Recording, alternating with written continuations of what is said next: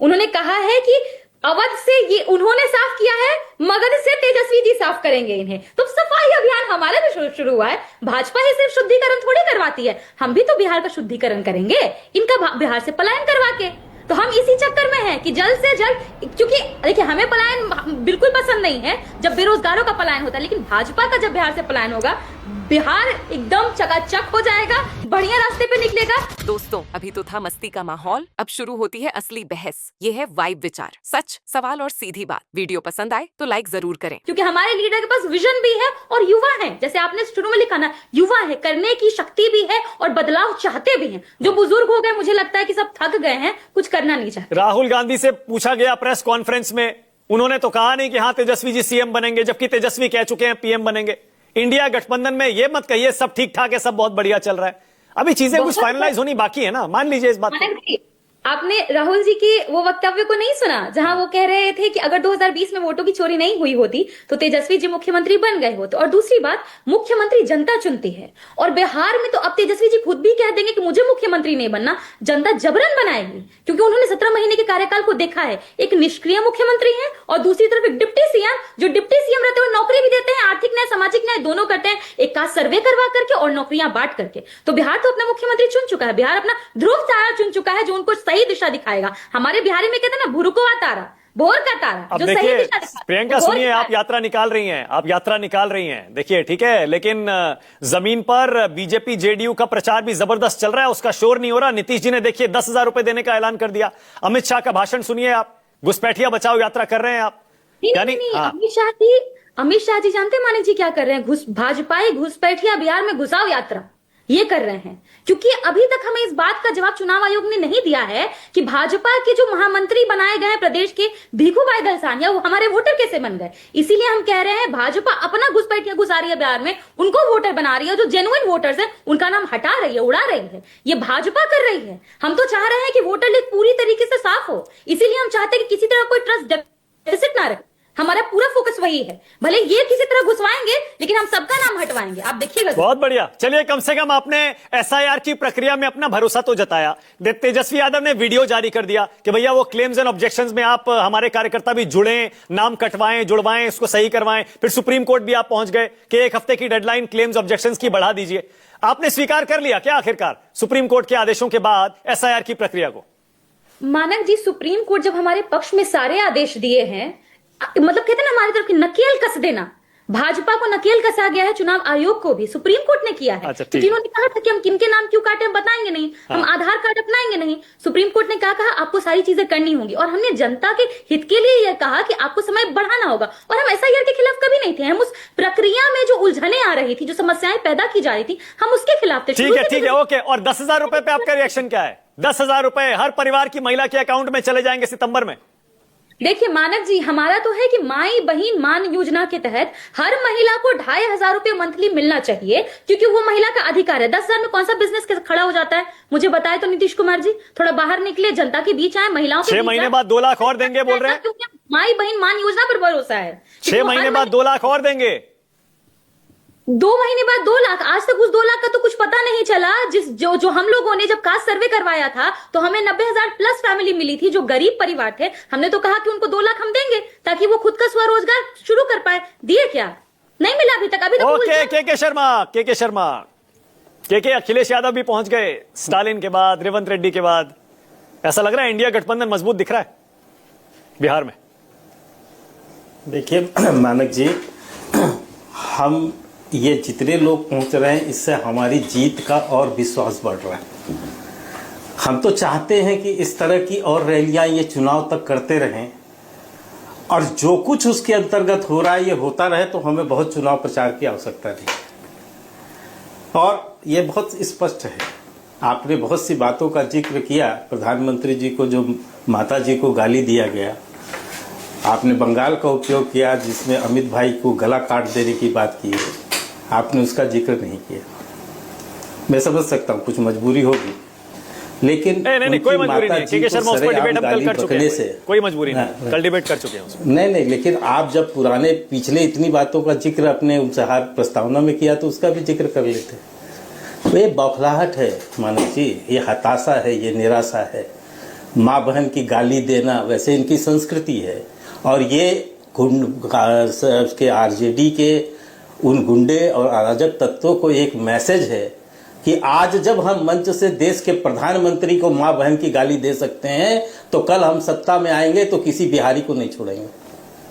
ये बिहार के लोगों की माँ बहन करने से भी नहीं छोड़ेंगे। ये मैसेज है कि तुम्हें पूरी खुली छूट होगी, वही जंगल राज होगा।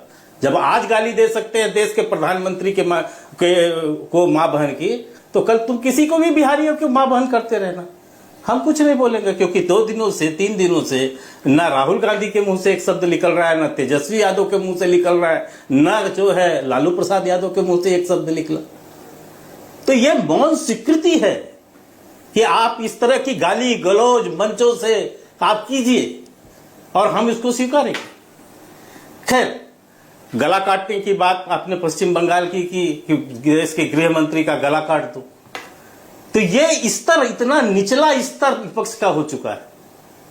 और इसी तरह का ये कैंपेन यदि चलाते रहें और इसी तरह का वहां होता रहे, तो मैं तो ये कहूंगा कि भाजपा को बहुत ज्यादा कुछ करने की जरूरत नहीं है। बिहार की जनता बहुत सजग जनता है, हमें बड़ा विश्वास है बिहार की जनता पर, और यही सजगता है। इसी के कारण से गत 5 विधानसभा चुनाव में आरजेडी को 33% भी सीट नहीं मिली। 80 सीटों से ज्यादा आज तक जो है 243 में सीट नहीं मिली है आरजेडी को उस जंगल राज के बाद। 32.5% होता है, पासिंग मार्क भी नहीं है। इतनी सीटें भी नहीं देती बिहार की जनता इनको। और लोकसभा में 0, 3, 4 यही सब संख्याएं हैं। ये क्यों हुआ? ये इसी जो आप वहां पर अराजकता और गुंडागर्दी और गाली गलौज करते हैं ना, ये उसी से हो रहा है। अब मैं एक चीज इसलिए भी पूछ रहा हूं, राहुल गांधी बड़ी बौखलाहट में वहां पूछ रहे हैं, अरे मैं तो प्रधानमंत्री को चोर बोल रहा हूं, मैं प्रधानमंत्री को चोर बोल रहा हूं, जवाब नहीं देते मेरा। अरे तुम्हारा क्या जवाब दे? तुम्हें देश के सुप्रीम कोर्ट ने 3 बार तुम्हें धुतकार लगाई है, फटकार लगाई है तुम्हारी बदजुबानी के लिए, तुम्हारे गाली गलौज के लिए, तुमको हिदायत दी है। तुम शायद भारतीय राजनीति के इतिहास में राहुल गांधी ऐसे व्यक्ति हैं जिसको पहली बार सुप्रीम किसी कोर्ट ने इस स्तर पर जाकर बोला हो, और उसके ऐसा कोई नेता आज तक देश में नहीं हुआ होगा।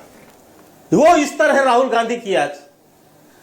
अभी ये कह रहे थे आरजेडी के प्रवक्ता गले मिल रहे हैं। अरे तो गले ही तो मिलेंगे, दोनों के दोनों जेल से बेल पर है। ये जेल से बेल पर निकले हुए जो सरकारी संसाधनों की भ्रष्टाचार में जेल से बेल पर है, तो गले ही तो मिलेंगे, और क्या मिलेंगे? इन्हीं का तो मिलन होगा, और किसका मिलन होगा? और लालू प्रसाद यादव जो सरकारी संसाधनों पर की भ्रष्टाचार के मामले पे सजा याफ्ता है, जो मुखिया का चुनाव नहीं लड़ सकते, तो ये तो जेल से ही लड़े। ये तो जेल वाले जो बेल वाले उन्हीं का ना संगत होगा, इनका किसी अच्छों से संगत होना है क्या? अब तीसरी बात, अभी मैं सोच रहा भूत आयोग, चुनाव आयोग को चोर है, देशद्रोही है, बेशर्म है कहते कहते अब ये भूत आयोग पर आ गए। मैं मालिक जी एक प्रश्न मेरी ओर से आपसे अनुरोध है, इनसे जरूर पूछ लीजिएगा। इतना पूछिएगा कि आखिर 2 महीने बाद 3 महीने बाद जब भी चुनाव होगा, तो ये उसी बेशर्म, उसी देशद्रोही, उसी चोर, उसी भूत आयोग के अधीनस्थ चुनाव लड़ेंगे, या इटली से कोई नया चुनाव आयोग आएगा यहां? किसके नेतृत्व में लड़ेंगे? तो थूकेंगे भी और चाटेंगे भी। और नहीं तो मैं चुनौती देता हूं कि बहिष्कार करें, जो धमकी दे रहे थे ये। मतलब अखिलेश जी के आने से के शर्मा कोई फर्क नहीं पड़ेगा? स्टालिन के आने से, अखिलेश के आने से, रेवंत रेड्डी के आने से कोई फर्क नहीं पड़ेगा? सर 2019 में भी आए थे, आप भूल गए क्या? लोकसभा चुनाव के पहले भी आए थे, भूल गए क्या? 0 सीट आई थी 2019 में, अभी 4 सीट आई है। और विधानसभा का चुनाव का भी परिणाम आपको पता है।